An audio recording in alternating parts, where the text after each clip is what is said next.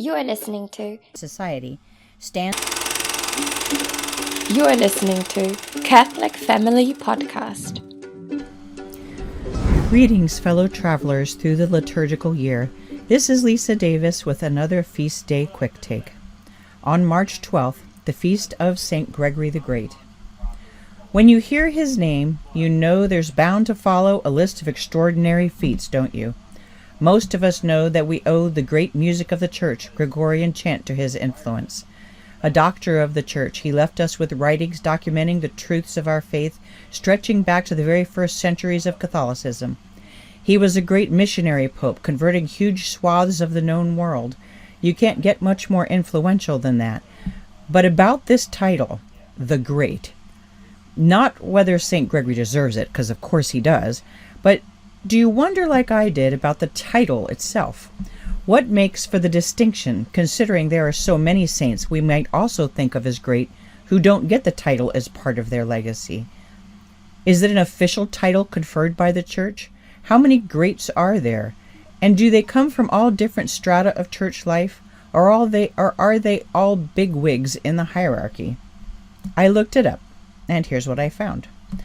Though it seems there is a list of popes at the Vatican, the Annuario Pontificio, that does distinguish the greats among the successors of St. Peter, the Church never officially pronounces saints as quote-quote great. Rather, those whom we know by the title have won the honor by popular acclaim at the time of death, and later earned them in perpetuity by the acknowledgement of history itself. When the moniker, sometimes applied out of the affection of a saint's contemporary society, stands the test of time and the objectivity of distance and comparison, the saint is unofficially, one of the greats. There are 7 holy men and women of the Church who have thus stood the test of time and are acclaimed the greats of the Roman Catholic calendar. Though there may be more, these are the most universally recognized. 3 popes, Pope St. Leo I, who reigned from 440 to 461 AD, Pope St. Gregory I, who reigned from 590 to 604 AD, and Pope St. Nicholas I, from 858 to 867 AD. There were 2 bishops, St. Albert the Great, also known as Albert Magnus, who lived about 1200 to 1280 AD, and St. Basil the Great, also known as Basil of Caesarea, who lived from 330 to 379 AD. There was one abbot, St. Anthony the Great, also known as Antony of the Desert, who lived from 251 to 356 AD, and last but not least, one abbess, St. Gertrude the Great, also known as St. Gertrude of Helfta, who lived from 1256 to 1302 AD. St. Gertrude exemplifies one motive for using the title great. In a couple instances, the addition simply helps provide distinction between 2 people of the same name. St. Gertrude, the only woman called great, received the title from Pope Benedict XIV to distinguish her from Abbess Gertrude of Hackborn, who was the elder sister of St. Mechtild and abbess of St. Gertrude the Great's convent.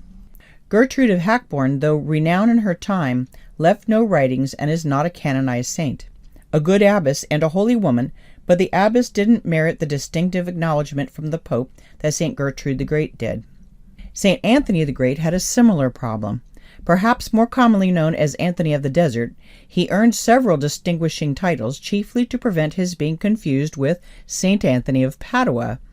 You'll hear him referenced as Anthony the Abbot, Anthony of Egypt, Anthony the Hermit, and Anthony of Thebes, but the title of Great is a well-earned asterisk, considering he is known as the father of all monks, one of the founders of Christian monasticism. Today's saint, though, 100% merited the title Great. Pope St. Gregory was born in Rome in 540 AD to a wealthy Roman family that was also devoutly Catholic. His great-great-grandfather had been Pope Felix III. His mother, Sylvia, and 2 of his aunts, Tarsilla and Emiliana, are honored as saints. A civic ruler first, Pope St. Gregory served as prefect of Rome before entering the religious life, the Benedictines, at 33 years of age. He was chosen to be a papal deacon by Pope Pelagius II in 578, was papal nuncio to the Byzantine court from 579 to 585, and finally was elected and consecrated pope by unanimous decision in 590 AD. His pontificate was distinguished throughout with greatness. In his Liber Regulae Pastoralis, he detailed the specific duties of bishops. He recorded many lives of the saints in his dialogues, and reformed clerical discipline, removing many corrupt bishops and priests from office. He was responsible for peace treaties among barbarian invaders, converting many, and commissioned several groups of missionaries, notably to the British Isles through St. Augustine of Canterbury, St. Columban, who converted much of France, and St. Leander, who freed Spain from the Arian error of the Visigoths. He protected the Jews from persecution and ransomed Christians captured by barbarians. He administered a proper accounting system for the Church, enabling the Church to pay these ransoms and to feed those suffering from famine, in addition to civil projects such as the repair of the crumbling aqueducts. St. Gregory, at the death of his predecessor Pelagius, ended in what may be considered a miraculous way the terrible plague in Rome, and advocated the value of bathing as a necessity for bodily health. Perhaps most famously, he instituted the Gregorian chant, and to him is attributed the practice of offering 30 masses for the repose of the soul after death. He is one of the 29 doctors of the Church, and is considered the final Western Church father. And this just hits the highlights. We can only conclude that Pope St. Gregory is not just great, but one of the greatest of the greats in the history of the Church and the world. But he was the first pope to refer to himself as the servant of the servants of God. That's St. Gregory for you, great even in humility.